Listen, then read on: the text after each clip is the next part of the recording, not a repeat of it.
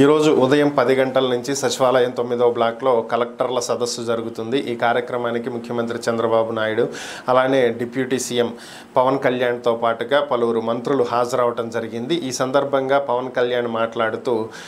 దేశంలోనే అత్యంత పటిష్టమైనటువంటి వ్యవస్థ కలెక్టర్ల వ్యవస్థని, ముందుండి ప్రభుత్వాన్ని నడిపించేది వారేనని, అటువంటి పటిష్టమైనటువంటి వ్యవస్థని గత ప్రభుత్వం పూర్తిగా సర్వనాశనం చేసేసిందని,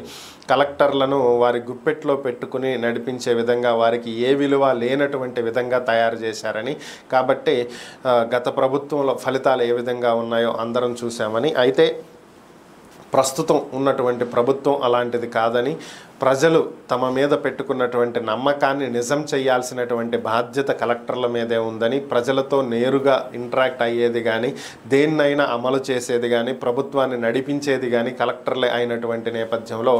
వారు ప్రభుత్వానికి సహకరించాలని, ప్రజలకు మేలు చేసేటువంటి కార్యక్రమాలను ప్రభుత్వానికి సిఫార్సు చేయాలని, వారికి ప్రజలకు అన్నీ కూడా అందే విధంగా కలెక్టర్ల దగ్గరుండి అన్నీ చూసుకోవాలి అని చెప్పి ఆయన కోరటం జరిగింది.